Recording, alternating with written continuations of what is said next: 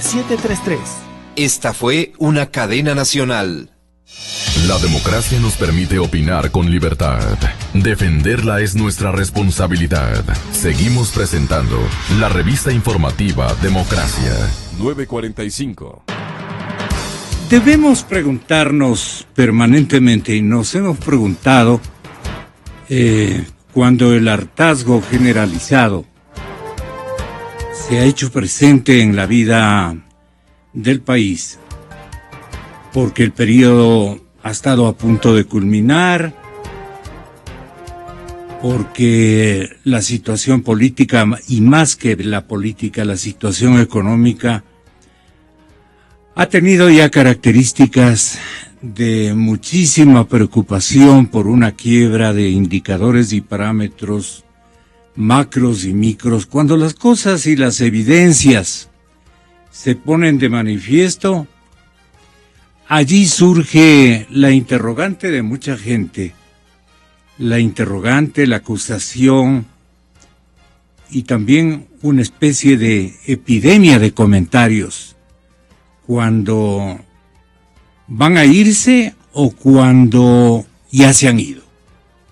Entonces, la idea de esta tertulia es que nos averigüemos nosotros mismos por qué el gobierno no ha tomado la iniciativa de identificar e investigar a tiempo evidencias de corrupción de las que se habla mucho en su militancia, en su entorno de colaboradores, de gente que fue ilustradísima, habilísima, manejadora de escenarios en donde dejaron su huella de sapiencia para poderse sustraer los dineros del Estado.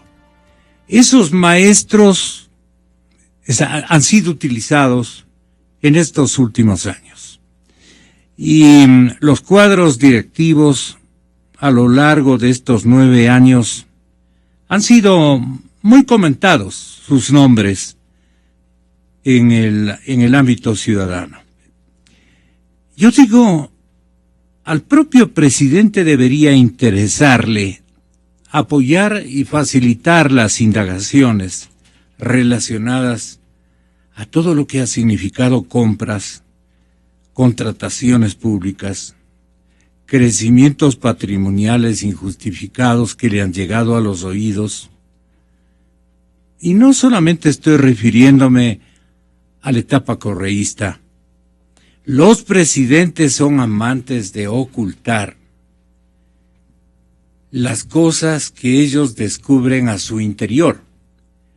Han sido cometidas por gente que se ha sustraído, ha incumplido su compromiso y promesa frente al propio mandatario y ha cometido unos pecados y pecadotes, y el instante en que tiene que rendir cuentas se ofuscan, se van renunciando, salen del país. Otros hay más listos, engañan a la propia militancia y el justificativo es que todo es político y que las acusaciones son porque son enemigos de tu gobierno, presidente. Y al hacer en mí lo que están haciendo es por hacerte a ti, no por hacerme a mí. Y los presidentes como que se dejan convencer o simplemente dicen, esto no vale que trascienda al nivel del gran público, porque el que queda mal históricamente soy yo, o voy a ser yo. Y ellos ocultan y tapan. Me ha pasado con un montón de experiencias que en cobertura yo he entendido, y saben los presidentes o expresidentes que me están escuchando, que esos pecados cometieron. Eso de silenciar, aguantar y perdonar. Más que perdonar a esta gente, hay maneras de engañarle al gran público para que ese régimen pase sin mancha al recuerdo nacional.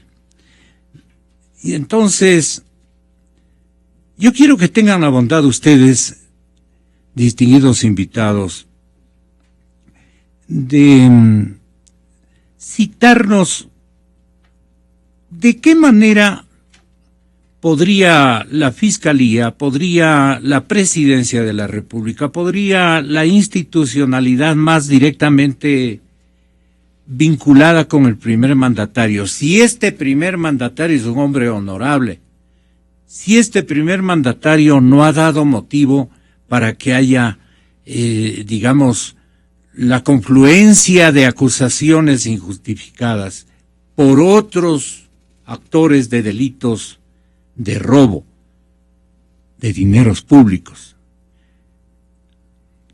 Cada presidente tiene su estilo de disimular las cosas, de aguantarse por el buen nombre de su administración o algo por el estilo. Pero en cambio nosotros tenemos la obligación, digo nosotros, los medios de comunicación, de ofrecer micrófonos no para que se acuse sin beneficio, sin evidencia que responsabilice concretamente y con pruebas a los autores de estos ilícitos, sino que los micrófonos sirvan por lo menos para crear una conciencia de contribución ciudadana y de gente que tenga niveles de confianza y credibilidad respecto a lo que han hecho otros. Han hecho quedar mal a un gobierno, se han enriquecido, han habido fiscalías que han disimulado o han escondido, han pasado por alto sendos informes enviados desde la Contraloría del Estado, y aquí está un excontralor, y se han pasado. Solo nosotros tenemos incorporados a nuestros archivos alrededor de 645 millones de dólares que en los 3 periodos de los últimos fiscales no han recibido el seguimiento al que ellos están obligados por ley y constitución. Puede que haya cambiado esta cifra, ojalá para menos, pero son 645 millones con indicios penales, de responsabilidad penal, con indicios, señoras y señores, con indicios de peculados. No hay noticias. Informes con indicios de responsabilidad penal con montos establecidos y son activos recuperables, son dineros que deberían recuperarse. 645 millones de dólares. Mal o bien sumado. Mal sumado si se ha equivocado en un centavo, porque esa información inventada no sirve. No. Con documentos que nosotros, en caso necesario, podemos entregar a la autoridad correspondiente, pero a sabiendas de que van a sancionar y a investigar. Por eso es que les hemos citado, para que desde cada responsabilidad académica o de funciones públicas que se les encomendó en algún momento, como el caso de Marcelo Merlo, nos digan cómo detectar y cómo comenzar desde la Presidencia de la República, que eventualmente está por terminar su periodo, demostraciones y acciones de seguimiento de denuncias que mucha gente se animará incluso a decirlas el instante en que vea que realmente es el presidente de la República, es el alto mando, digamos, en términos castrenses, de un régimen el que está interesado en que la comunidad le ofrezca las mejores informaciones para atacar este mal de la corrupción. No sé, doctora, bienvenida. Aquí está la catedrática Paulina Araujo, especialista en materia penal. La doctora Mariana Yepes nos va a atender. Deme chequeando. Y el doctor Marcelo Merlo. Bueno, ¿cómo creen ustedes que esto se podría hacer, no solo por esta ocasión, en el correísmo ni cosa por el estilo, sino siempre, ya que hay veces que no hay Contraloría, de que no hay Fiscalía, de que las comisiones de corrupción han sido una broma, y nada más que una broma, un chiste de mal gusto. Que no sabemos cómo poner en la conciencia de toda la sociedad ecuatoriana este mal que nos agobia. Y especialmente que el señor presidente en una sabatina se refiere a esto. Diga, yo convoco a toda la ciudadanía que con pruebas me demuestre que mis coidearios, mis colaboradores, una vez que yo estoy ya yéndome, y quiere el partido tener cara limpia para pedir apoyo electoral en favor de nuestro siguiente candidato que proseguirá con el proyecto histórico, político, ¿no es cierto? Pero con la cara limpia. Ese es el propósito de este programa. Así es que tiene la palabra doctora Paulina Araujo. Muy buenos días. Muy buenos días, muchísimas gracias por la invitación. Un saludo a todos los oyentes y pues vamos resumiendo de la manera más entendible. Yo pienso que el problema del Ecuador es que cuando se habla de dinero público, del dinero del Estado, no realizan que es el dinero que nos pertenece a todos, que proviene de nuestros impuestos, que es el dinero que no es que le pertenece ni es parte del patrimonio ni de la generosidad de tal o cual figura que esté en el gobierno. De ahí que por parte de quienes ejercen el poder, por un lado hay el discurso de que se fomenta, que se denuncie los actos de corrupción, pero cuando efectivamente hay ciudadanos que lo hacen, luego vienen las persecuciones judiciales, que supuestamente es atentado al honor de tal o cual funcionario público, porque estamos viviendo en una época en que los funcionarios públicos se molestan cuando al parecer no se percatan que es su obligación legal y moral rendirle cuentas a la ciudadanía de cómo se invierten los dineros públicos. Uh-huh.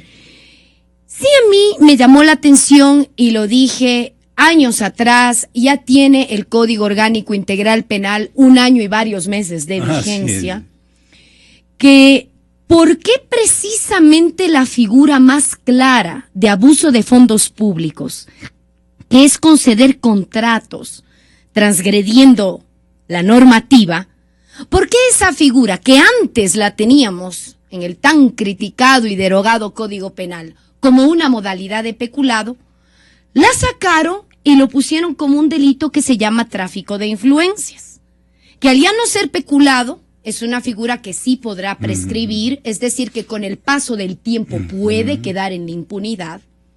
Situación que sí llamó la atención cuando a través de esos actos fundacionales que nos buscan hacer creer que nos traen las leyes que aprueba la Asamblea, se entendía que el COIP, que este Código Orgánico Integral Penal, iba a reducir los índices delincuenciales, situación que no se ha dado.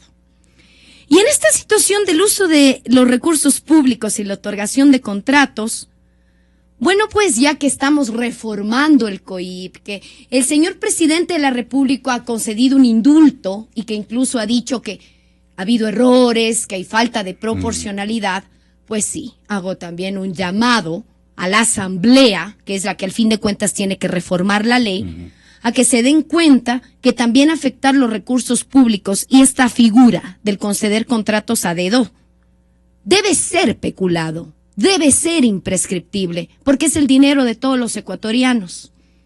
De ahí que también sería bueno que respondan el por qué sacaron una figura, la volvieron mucho más benigna, a otras sí le subieron la pena, cuando yo pienso que ya es hora de que todos los ecuatorianos primero nos empoderemos de lo que está pasando en el país. Y lo primero que se debe desvirtuar es pensar que el dinero público proviene del bolsillo y de la dádiva y del regalo de los funcionarios. Eso no es así. Carreteras que se han hecho, que por lo general siempre es el discurso de que no importa si tenemos carreteras. Bueno, señores, hay que saber cómo se hicieron las carreteras, qué precio tuvieron, si se pagó el precio justo, porque quienes pagaron esas carreteras somos absolutamente todo el pueblo ecuatoriano, las generaciones actuales y las que están por venir. Ok.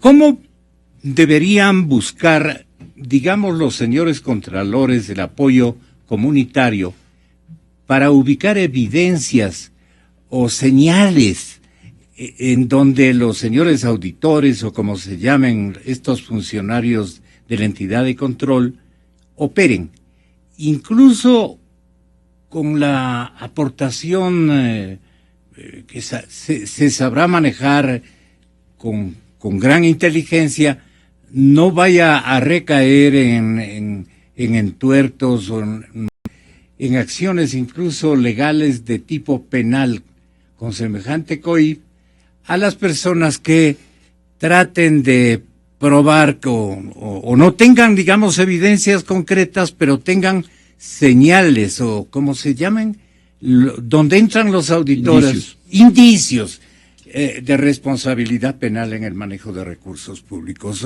Señor doctor Marcelo Merlo. Gracias por invitarnos esta mañana para tratar un tema con la doctora Paulina Araujo muy importante. Yo diría, atendiendo concretamente su pregunta y su visión sobre corrupción que la hizo al introducirnos en esta temática. Los gobernantes por principio tratan de disimular, usted decía, un poco ocultar las corrupciones de los elementos menores porque afectan el prestigio de su gobierno. Hay un principio que es incuestionable: el control es el límite del poder. ¿El control es el límite del poder? Es un principio que viene desde el derecho romano, desde el derecho griego. Es universal.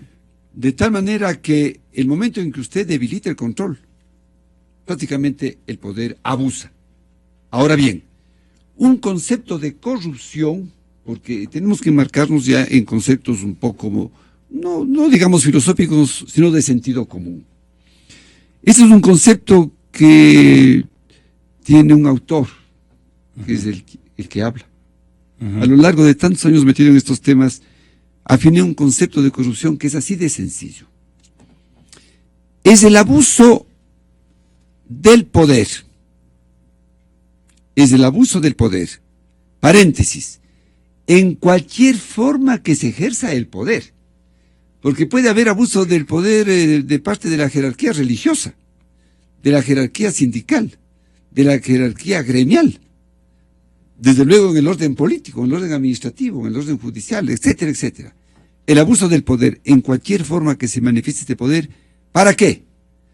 Para enriquecerse ilegal e injustamente o hacer daño en la persona o bienes ajenos. Porque también hay corrupción cuando desde una tarima, y digo con nombres y apellidos, el presidente de turno o el funcionario de turno ataca a una persona y le hace una acusación ingrata o inmerecida, porque hay un abuso de poder que le hace un daño a la persona, a la familia. Claro. Bien. Entonces, aquí viene el tema de fondo. Si esa es la corrupción y es un mal universal, porque todos los días estamos plagados de denuncias de abusos de poder en todos los órdenes, que dan lugar a una serie de cosas. ¿Cuál es la forma de lograr impedir que eso prospere? O más aún, que se sancione a los responsables. Y aquí viene algo preocupante, y lo digo con nombres y apellidos. me refiero históricamente. Ajá. Muy preocupante porque se están sentando las bases, como con mucha propiedad la doctora Araujo nos decía, en el nuevo Código Integral Penal hay una hábil salida a una tesis que fue lograda por la Comisión Anticorrupción que se creó cuando cayó el señor Bucarán, comisión de la que yo fui parte con Simón Espinosa y otros distinguidos ecuatorianos. En esa comisión logramos nosotros sugerir que la Asamblea Constituyente que se reunió en Riobamba establezca la imprescriptibilidad de 4 figuras: enriquecimiento ilícito, peculado, cohecho y concusión. Entonces, aquí viene el fondo. Perdón, ¿concusión a qué refiere? Cuando a un funcionario pues se le propone algo, ¿no? No. Bien, pero igual que existe con la delincuencia, que cada vez encuentra formas más sutiles para delinquir y para atentar contra la vida de las personas, ocurre con la corrupción. Y surge ahora una nueva figura que aprovecho la presencia de la catedrática aquí, que sería también la concusión. Habría que añadir una quinta forma, porque permanentemente se ve el acuerdo entre las partes, y aquí viene. En la nueva ley orgánica del Sistema Nacional de Contratación Pública, muy hábilmente, buscaron una fórmula enriqueciendo la figura de los contratos de excepción que no se someten a concursos ni a sistemas precontractuales, la figura de emergencia. Y muy absurdamente se llegó a declarar en emergencia, yéndose contra el espíritu de la ley, porque la ley, ¿qué dice que es una emergencia? Es una circunstancia realmente de emergencia, pero no se puede declarar en emergencia la justicia, la educación, la salud, la vialidad. Es decir, el país ha vivido pues en un estado de emergencia, con lo cual se ha logrado evadir prácticamente la aplicación de la ley en cuanto a la transparencia de los servicios. ¿Qué dice que es de emergencia la ley? Es algo tan concreto que el abuso que se ha dado respecto al concepto de emergencia pues es increíble. La ley dice respecto a emergencia: situaciones de emergencia son aquellas generadas por acontecimientos graves, tales como accidentes, terremotos, inundaciones, sequías, grave conmoción interna, inminente agresión externa, guerra internacional, catástrofes naturales y otras que provengan de fuerza mayor o caso fortuito. A nivel nacional, sectorial o institucional, una situación de emergencia es concreta, inmediata, imprevista, probada y objetiva. Eso dice la ley. Entonces, viene un decreto ejecutivo que dice: declaro en emergencia al amparo de esto. Licenciado Rosero, yo estoy aterrado, y digo así muy duramente, aterrado con la preparación jurídica que se viene dando en el país para que la impunidad prácticamente sea la regla de oro. Este es un modelo, esto tiene una franquicia, ojo, este tiene una franquicia. La franquicia viene de Cuba vía Venezuela hacia el Ecuador. Estas cosas no aterrizan así nomás, no. Aquí está un artículo muy claro, pero se lo viola. Porque este rato no tenemos Corte Constitucional. Licenciado Rosero, acabo de demostrar hace pocos minutos en una radio colega suya que el dictamen emitido por la Corte Constitucional es nulo de nulidad absoluta respecto a las enmiendas constitucionales. Nulo de nulidad absoluta. Porque el 28 de octubre, la jueza ponente, doctora Wendy Molina, dice que continúe el proceso que lo llevaba hasta el 17 de noviembre. Y 20 minutos después ya estaba el dictamen listo. Lo de Chucky Seven es ameba al lado de esto. Entonces, no tenemos Corte Constitucional. Y se dieron la habilidad los asesores de la Constitución de Montecristi de poner una norma por la cual la Corte Constitucional ecuatoriana es el non plus ultra, nadie puede decir nada contra la Corte, no hay ningún recurso contra la Corte. Ujú. O sea, estos señores el día de mañana pueden resolver. Así es. Que está muy bien que se diga que se puede ser presidente a los 26 años, por decir algo. Dice la Corte y nadie le puede discutir. ¿Cuántos años tiene la Lo bajaron a presidenta 30. de la Asamblea? Sí. 30, lo bajaron a 30, por supuesto. Entonces, aquí tenemos nosotros que en la ley orgánica se ha preparado, se han dado disposiciones que facilitan esto. Y conclusión, tenemos que la corrupción se viene denunciando por todo lado. Porque bajo ese concepto que hicimos nosotros, que hemos dado nosotros, pues los sobreprecios bajo los contratos de emergencia, esta colusión entre las partes, la contratación directa, Todas estas figuras. Claro. Lo vemos mañana en la continuación de este programa de opiniones sobre la corrupción y la ausencia de una preocupación especialmente de la capitanía de un régimen que ha hecho, como todos los otros que han pasado en los últimos 30 años, que podemos dar fe, más bien han buscado ocultar y unirse o alinearse o aliarse con los ladrones para no perjudicar el buen nombre disque del gobierno de turno. Esto vamos a seguir analizando el día de mañana, si es que cuento con el apoyo de Paulina y de